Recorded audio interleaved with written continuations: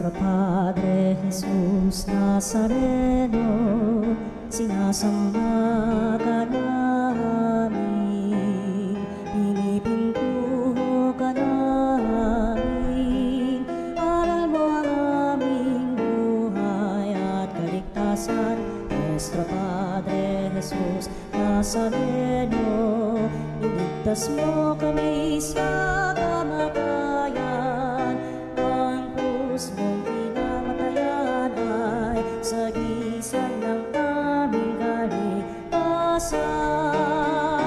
Nuestro Padre Jesus Nazareno, dinarangal ka namin. Nuestro Padre Jesus Nazareno, inulwalhati ka namin. Nuestro Padre Jesus Nazareno, inarangal ka namin. Nuestro Padre Jesus Nazareno, inulwalhati ka namin. Alay mga awitin sa piging na handog niya sa atin.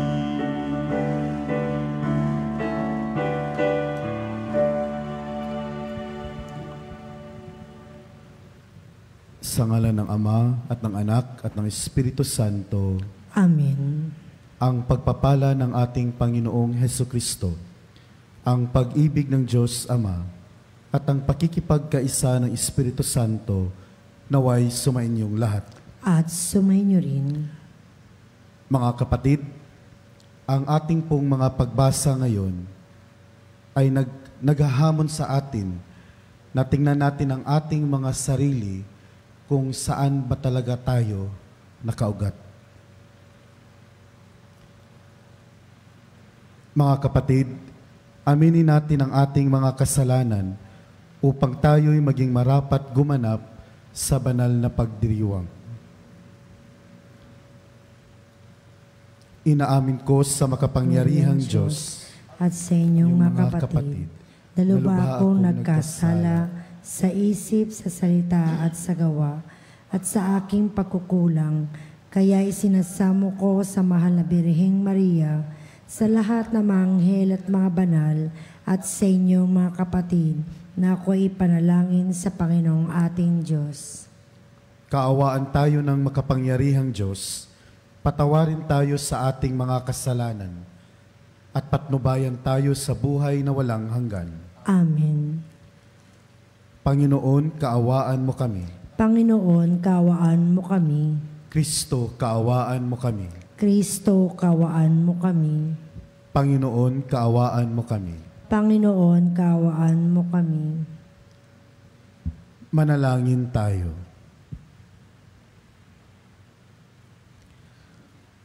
Ama naming makapangyarihan, ipakita mo ang iyong paglingap sa iyong pag-antig sa aming kalooban, upang ang pagmumunga ng gawain mo sa amin ay aming mapakinabangan, at ang pagpapagaling mong katapatan ay aming mapangatawanan. Sa pamamagitan ni Hesukristo, kasama ng Espiritu Santo, magpa sa walang hanggan. Amen. Pagbasa mula sa aklat ni Propeta Daniel. Noong mga araw na iyon, sinabi ni Daniel kay Nabucodonosor, "Mahal na hari, ang napanaginip ninyo ay isang malaki at nakasisinaw na rebulto. Nakatayo ito sa harap ninyo at nakatatakot tingnan. Ang ulo nito ay dalisay na ginto, pilak ang dibdib at ang mga bisig, tanso ang tiyan at ang mga hita. Ang mga binti at ang mga paa ay bakal at luwad. Habang ito'y tinitingnan ninyo, may batong natipak sa bundok. Bumagsak sa mga paa ng rebulto at nadurog ang mga paa. Pagkatapos, nadurog ding lahat ang bakal, luwad, tanso, pilak at ginto. Ano pat naging parang ipa? Tinangay ito ng hangin at walang naiwan kahit bakas. Samantala, ang tipak ng batong bumagsak dito ay naging isang napakalaking bundok na pumuno sa buong daigdig. Mahal na hari, yan po ang inyong panaginip. At narito naman ang kahulugan. Kayo ay pinagkalooban ng Diyos ng kaharian, pinuspos ng kapangyarihan, kapamahalaan at karangalan. Niloob ng Diyos na masakop ninyo ang lahat ng tao, hayop at ibon sa lahat ng dako. Kayo ang katumbas ng ulong ginto. Ang susunod sa inyo ay ikalawang kaharian, ngunit mahina kaysa inyo. Pagkatapos lilitaw ang pangatlong kaharian na sinasagisag ng tanso at sasakupin nito ang mga naunang kaharian. Ang pang-apat na kaharian ay sintigas ng bakal, katulad ng nagagawa ng bakal, dudurugin ng kahariang ito ang buong daigdig. Ang ibig namang sabihin ng nakita ninyong mga paa na yari sa bakal at luwad ay ito. Mahahati ang kaharian, ngunit mananatili ang tigas ng bakal, pagkat ito'y pinaghalong bakal at luwad. Ganito naman ang ibig sabihin ng mga paangyari sa pinaghalong bakal at mga luwad. Magiging makapangyarihan ang kaharian, ngunit madaling babagsak. Ang kahulugan ng pinagsamang bakal at putik ay haluang pang-aasawa. Ngunit hindi ito magtatagal kung paanong di maaaring paghaluin ang bakal at putik. Sa panahon ng mga haring iyaon, ang Diyos ay magtitindig ng isang kahariang hindi maibabagsak kailanman ni masasakop ni numan. Dudurugo nito ang ganap na wawasakin ang iba pang kaharian. Ano pat hindi na makababangon ang mga iyon kailanman. Ang katulad nito yaong tipak ng batong dumurog sa rebultong yari sa bakal, luwad, tanso, pilak at ginto. Mahal na hari, ang mangyayari sa hinaharap ay ipinaalam na sa inyo ng dakilang Diyos. Yan po ang inyong panaginip at ang kanyang kahulugan. Ang salita ng Diyos. Salamat sa Diyos. Dakilait papurihan ang poon magpakailanman. Dakilain papurihan ang poong magpakailanman. Purihin ninyo ang Panginoon, kayong lahat na mga nilikha.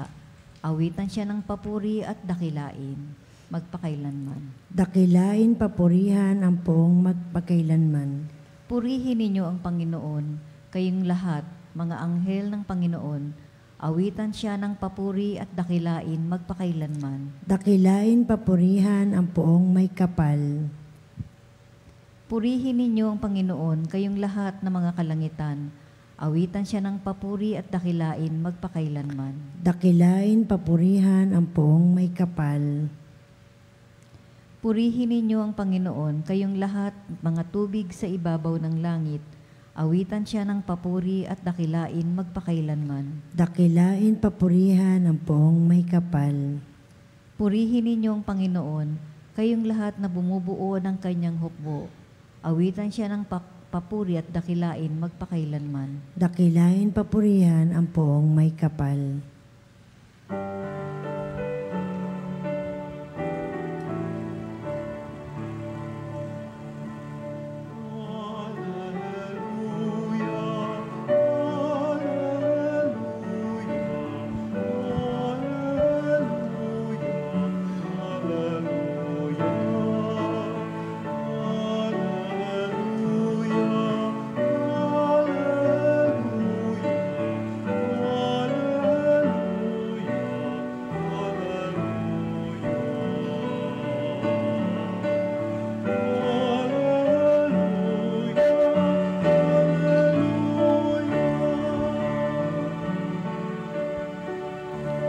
Manatili kang matapat hanggang iyong kamatayan, pagkat buhay aking bigay.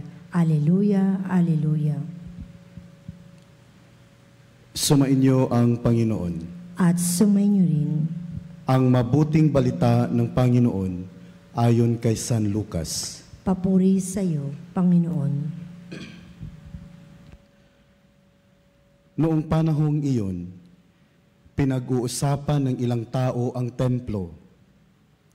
Ang kahangahangang mga bato na ginamit dito at ang mga palamuti nito na inihandog ng mga tao. Kaya't sinabi ni Jesus, darating ang panahong lahat ng nakikita ninyong iyan ay iguguho. Walang batong ititira sa ibabaw ng kapwa bato.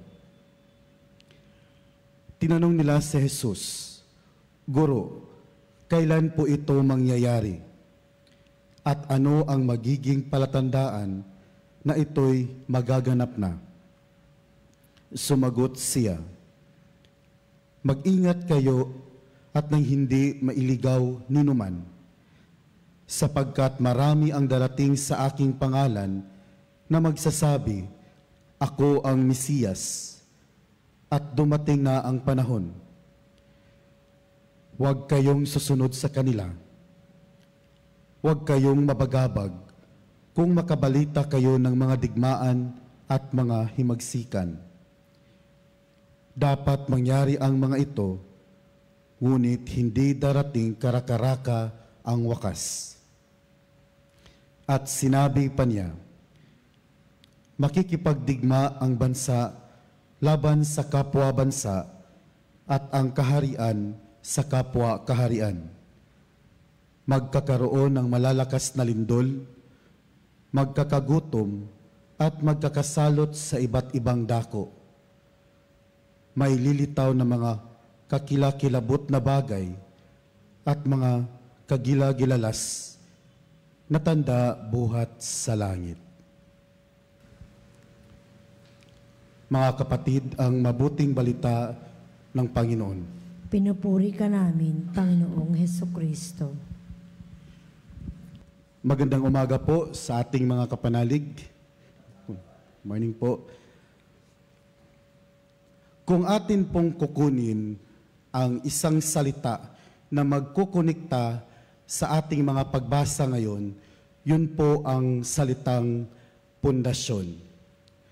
Kung babalikan ho natin ang unang pagbasa, ang panaginip ni Haring Nabucodonosor, or in English, Nabucodonosor, ang kanyang panaginip na binigyang linaw at binigyang kahulugan ni Daniel ay tungkol sa isang babala na galing sa Diyos, na kung ang isang kaharian na ang pundasyon ay hindi nakaugat sa Diyos, ito ay guguho at maglalaho. At ang batong tinutukoy sa unang pagbasa na siyang dudurog sa kaharian na hindi nakaugat sa Diyos ay si Kristo. It was referred to Christ as the cornerstone. Na si Kristo naman na ang sinasabi sa Ebanghelyo na darating ang panahon, na nakatingin sa templo yung mga tao, sinabi niya, darating ang panahon, lahat ng nakikita ninyong iyan ay iguguho. Walang batong ititira sa ibabaw ng kapwa bato. Bakit po iyon nasabi ni Kristo? Dahil po nakita po ni Kristo na ang templong yaon o ang templo sa kasalukuyan sa panahon ni Kristo ay hindi na po nakaugat, ang pundasyon ay hindi na po nakaugat sa Diyos. Kaya kailangan siyang libagin o iguho at magtatayo ng bagong templo. At yung templo na yaon ay si Kristo mismo. Nagtanong kung ano yung palatandaan, pero yung palatandaan nila sa bagong templo ay nasa kanilang harap, si Kristo mismo. Si Kristo na po ang bagong pundasyon sa bagong templong itatayo.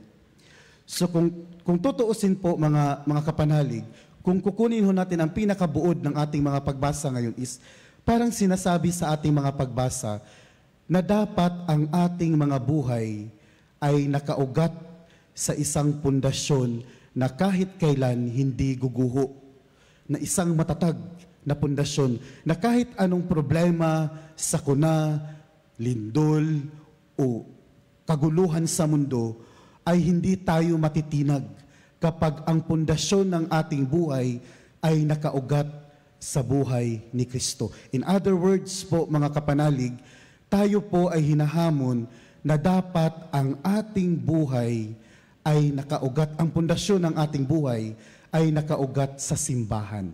No? Dito na po papasok ang kahalagahan ng simbahan sa ating buhay. Bakit nga ba mahalaga ang simbahan? Kasi minsan may mga taong nagtatanong sa atin, bakit ba tayo kailangan magsimba? Why do we need to go to the church? Ang sabi naman, may sinabi naman doon sa mabuting balita o sa Biblia na pwede ka naman magdasal kahit saan. No? Sabi nga doon, kung gusto mo magdasal, pumasok ka sa iyong kwarto, sirahan ng pinto at ikaw ay magdasal. And in fact, you can pray anywhere and that is true. But bakit kailangan ba nating magsimba? Bakit ba kailangan nating magsimba? Totoong nakakapagdasal tayo kahit saan. Totoong we can pray anywhere. But kailangan nating intindihin na ang pinakamataas na antas ng pagdadasal ay ang banal na Eucharistia. The highest form of prayer is the Holy Eucharist. Now, the question is, matatagpuan ba ang banal na Eucharistia sa bahay ninyo? Matatagpuan ba ang banal na Eucharistia kahit saan? No? Hindi po. Ang banal na Eucharistia ay matatagpuan lamang sa loob ng simbahan. Na ang banal na Eucharistia ay ang pundasyon ng ating simbahan. Hindi po mahalaga kung yung simbahan magara, maganda yung mga dekorasyon at yung mga disenyo. But ultimately, ang pinakamahalaga sa simbahan is kung ano yung laman ng simbahan.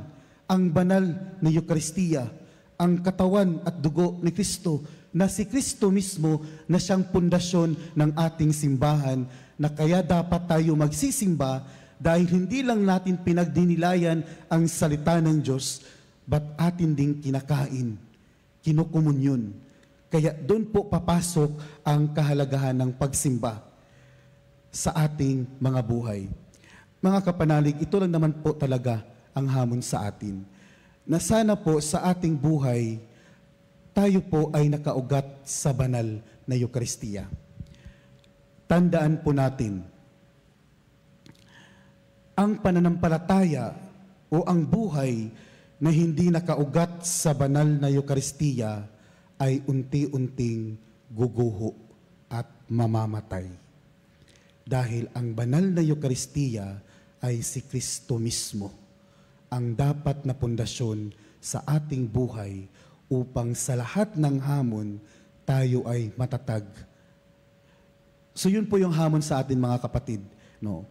Ang tawag po sa atin dito is magsimba tayo at tanggapin si Kristo sa banal na Eucharistia. Amen.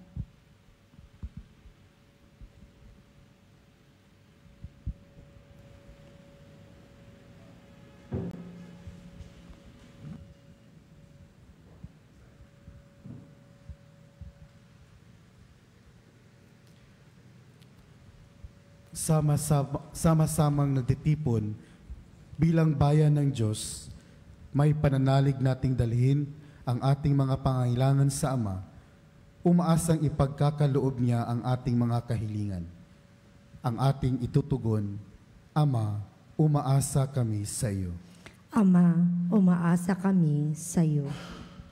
Ang ating mga pastol, naway ganap na maiukol ang kanilang buhay sa pagpapahayag ng Ebanghelyo, sa pamamagitan ng pagsaksi nila dito.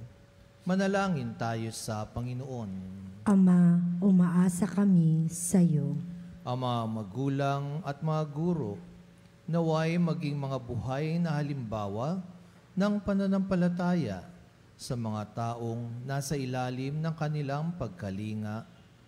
Manalangin tayo sa Panginoon.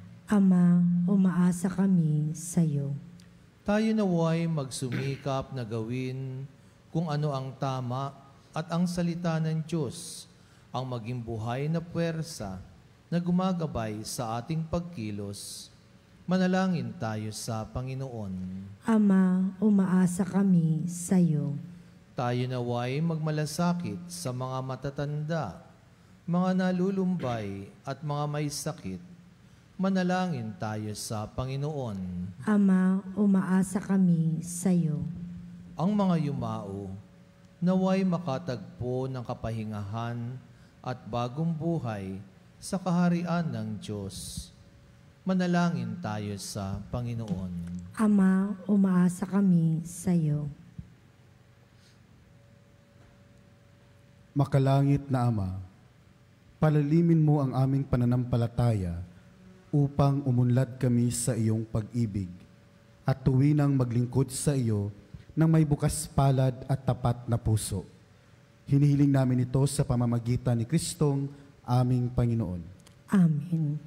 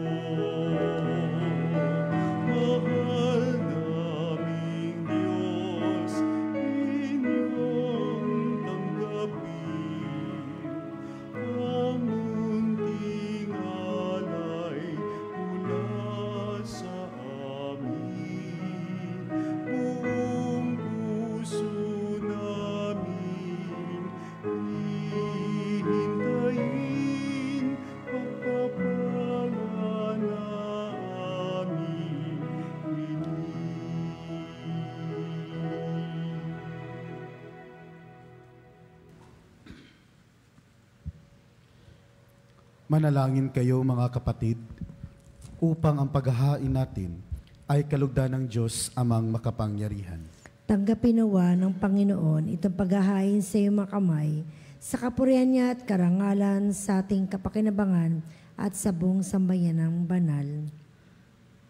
Ama naming lumikha, tanggapin mo ang mga banal na alay na iyong ipinag-utos na aming italaga sa pagsamba sa iyong ngalan, at upang kami pangindapating paunlakan ng iyong tapat na pagmamahal. Gawin mong ang iyong mga utos ay sundin namin kailanman sa pamamagitan ni Jesucristo kasama ng Espiritu Santo magpasa walang hanggan. Amen. Sumainyo ang Panginoon. At sumainyo rin. Itaas sa Diyos ang inyong puso at diwa. Itinasa namin sa Panginoon. Pasalamatan natin ang Panginoong ating Diyos. Marapat na siya ay pasalamatan. Ama naming makapangyarihan, tunay ngang marapat na ikaw ay aming pasalamatan sa pamamagitan ni Jesucristo na aming Panginoon. Siya ang salitang katuwang mo at kapiling, noong ang lahat ng umiiral ay iyong likhain. Siya'y sinugo mo para kami sa gipit palayain, kaya't siya'y kinalinga ng mahal na berhen na naging kanyang inang totoo. Sa kapangyarihan ng Espiritu Santo, inako niyang sundin ang loob mo at kamtin ang sambayan ng banal para sa iyo. Pinagtiisin niyang iunat sa krus ang kanyang mga kamay upang magwakas ang kamatayan at mahayag ang pagkabuhay. Kaya kaisa ng mga anghel na nagsisiawit ng papuri sa iyo, nang walang humpay sa kalangitan, kami nagbubunyi sa iyong kadakilaan. Santo, Santo, Santo, Diyos na makapangyarihan, pinagpala ang naparirito sa ngalan ng Panginoon. Hosana, Hosana, sa kaitaasan, sa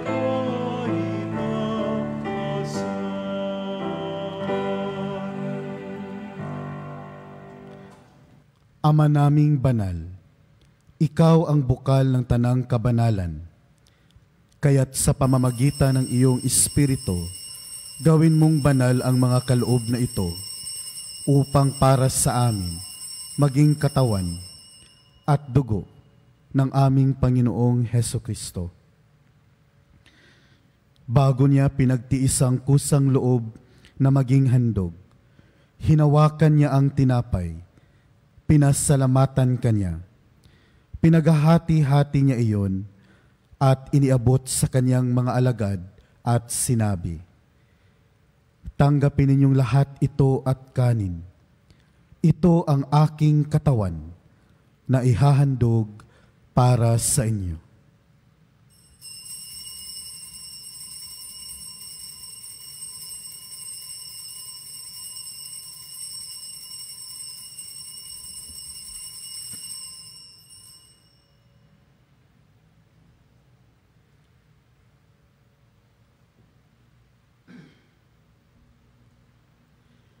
Gayon din naman, noong matapos ang hapunan, hinawakan niya ang kalis, muli kanyang pinasalamatan. Iniabot niya ang kalis sa kanyang mga alagad at sinabi, "Tanggapin ninyong lahat ito at inumin. Ito ang kalis ng aking dugo, ng bago at walang hanggang tipan, ang aking dugo na ibubuhos para sa inyo at para sa lahat, sa ikapagpapatawad ng mga kasalanan. Gawin ninyo ito sa pag-alaala sa akin."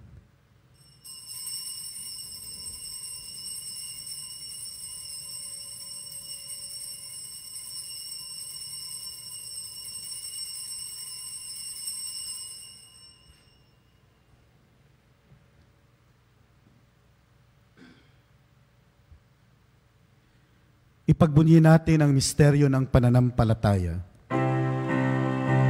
Sa krus mo't pagkabuhay, kami natubos mong tunay.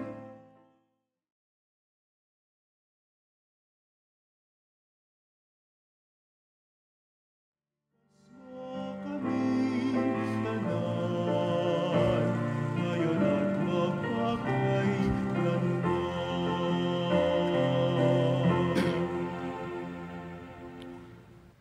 Ama, ginagawa namin ngayon ang pag-alaala sa pagkamatay at muling pagkabuhay ng iyong anak.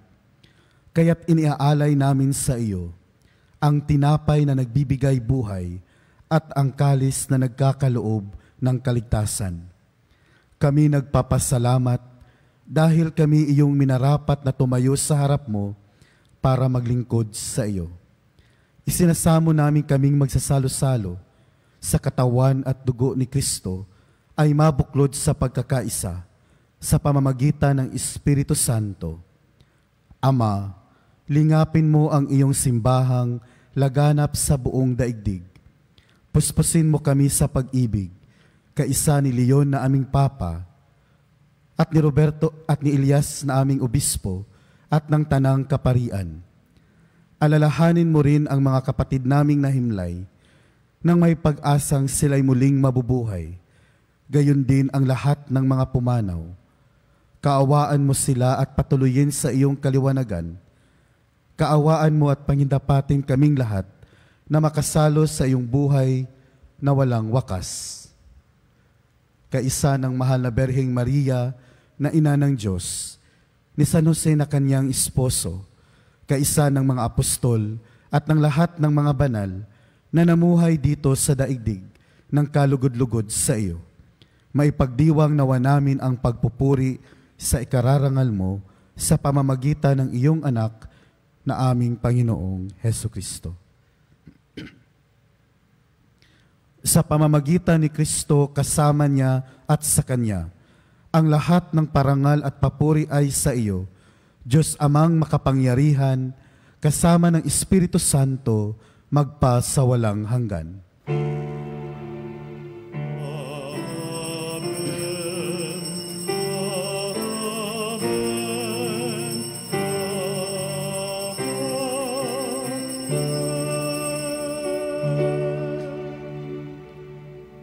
Sa tagubilin ng mga nakagagaling na utos at turo ni Jesus, na Panginoon natin at Diyos, ipahayag natin ang lakas loob.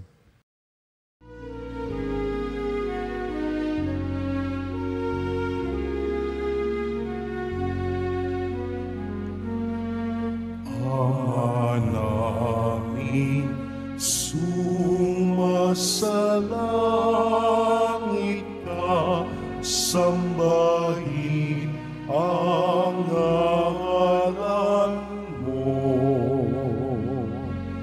Mapasa amin ang kaharian mo, sundin ang loob mo. Dito sa lupa para ng sa langit, bigyan mo kami ngayon ng aming kakanin sa araw-araw, at patawarin mo ang aming mga sala para ng pagpapatawad namin sa nagkakasala sa amin. At huwag mo kami ipahintulot sa tukso, at iadya mo kami sa lahat ng masama.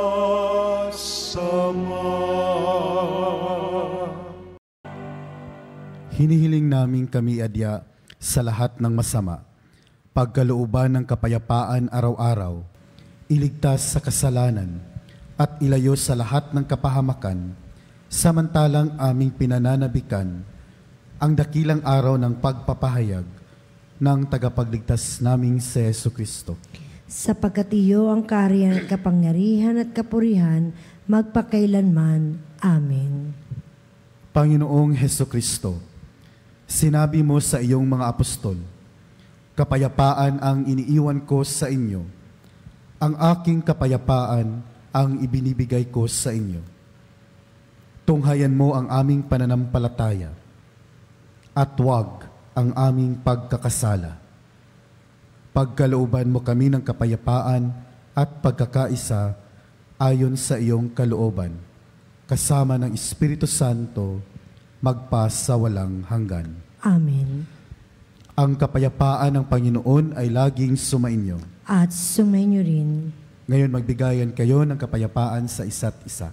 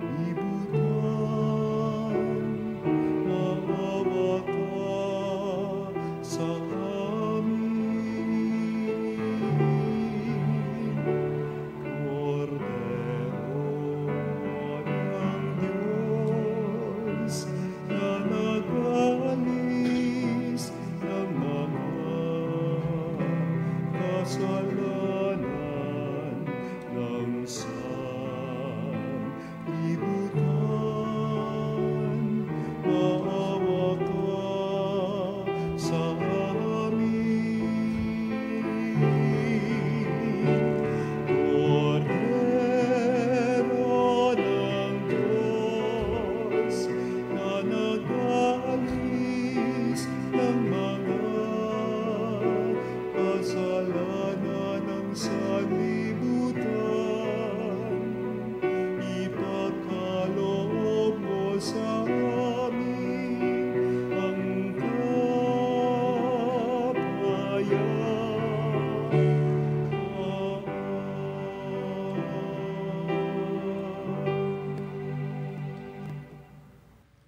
Mga kapatid, ito ang kordero ng Diyos, si Kristo. Siya ang nag-aalis ng mga kasalanan ng sanlibutan. Mapalad tayong mga inyayahan sa kanyang piging. Panginoon, hindi ako karapat-dapat na magpatuloy sa iyo, ngunit sa isang salita mo lamang ay gagaling na ako.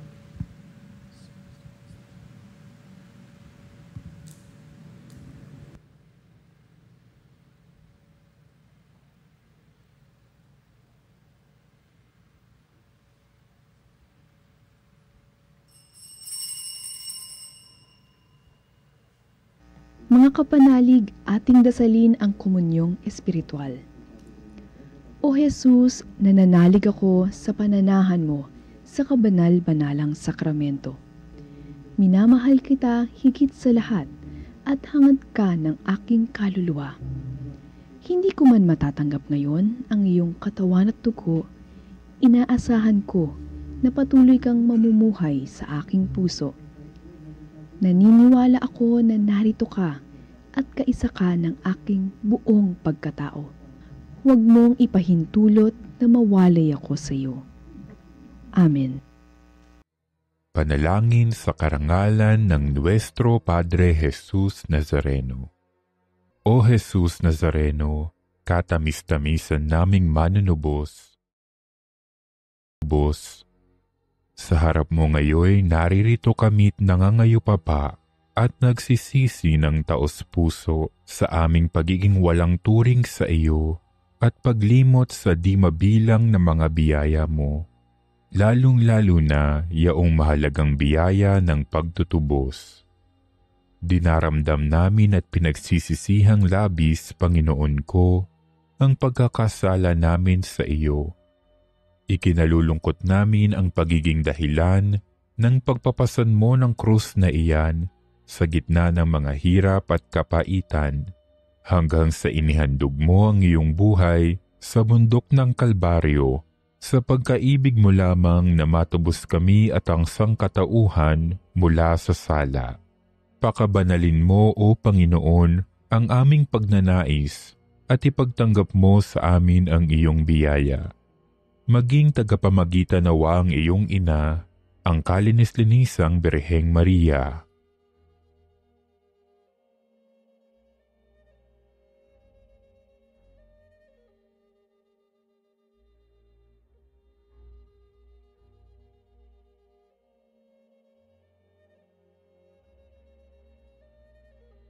Ama naming makapangyarihan, niloob mong akuin ang iyong anak, ang krus at kamatayan, upang ang sangkatauhan ay matubos at mabuhay. Ang pag-ako namin sa krus at kamatayan dito sa lupa, ayon sa diwa ng pagsunod sa iyong loob, na ginanap ng iyong anak, ay magpagindapat nawa naming kamtin ang lubos na katubusan at pagkabuhay sa iyong piling, sa pamamagitan ni Hesukristo, kasama ng Espiritu Santo, magpasawalang hanggan. Amen. Nuestro Padre Jesus Nazareno, Panginoon namin at Diyos, kaawaan mo kami. Manalangin tayo.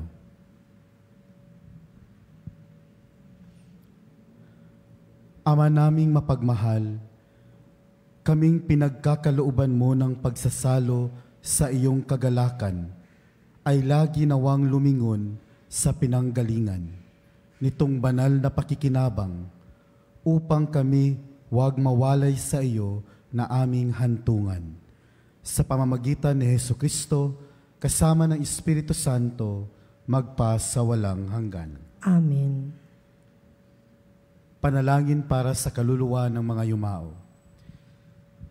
Panginoon naming Diyos, aming Ama, Ikaw po ang dahilan ng aming pag-iral at sa iyo galing ang aming hiram na buhay. Buong kababaang loob po kaming nananalangin sa iyo at nagmamakaawa. Kalugdan mo po ang mga kaluluwa ng aming mahal na kapatid na yumao na sa daigdig na ito at nanatiling nasa iyong mga kamay. Kunin mo po sila at bigyan ng katahimikan sa iyong kaharian at pakilinisin mo ang anumang karumihan upang sila'y maging karapat-dapat sa iyong walang hanggang kalinisan. Nasa iyong mga kamay, Panginoon, ang kanilang kaligtasan. Ihaon mo sila sa apoy ng impyerno at bigyan ng puwang sa iyong kaharian. Magkaroon nawa ng katahimikan ang kanilang mga kaluluwa, gayon din ang kanilang espiritu, at makapiling sana nila ang iyong kaluwalhatian, kadakilaan at pag-ibig na wagas. Alalahanin ang mga namayapang mahal sa buhay.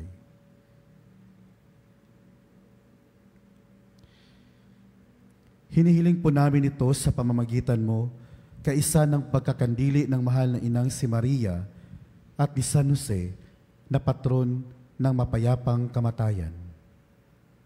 Amen. Amen.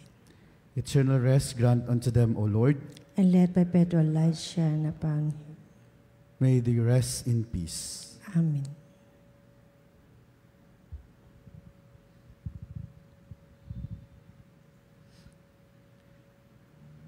Tayo po ay magkakaroon ng misa nobenaryo para sa kapistahan ng Immaculate Conception sa December 8. Para po sa inyong mga pamisa at mass intention, tumawag lamang po sa Religious Department 8925-7931, local number 129-131-137, o mag-text sa 0917-631-4589 at hanapin lamang si Ms. Rene Jose at si Ms. Ali Nahi. Maraming salamat po. Sumainyo ang Panginoon. At sumainyo rin. At pagpalain kayo ng makapangyarihang Diyos sa ngalan ng Ama at ng Anak at ng Espiritu Santo. Amen. Natapos na ang banal na pagdiriwang, humayo kayong taglay ang kapayapaan upang ang Panginoon ay mahalin at paglingkuran. Salamat sa Diyos.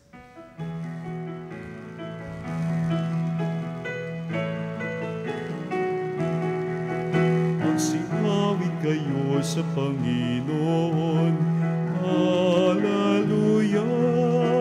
Magsiawit sa Panginoon.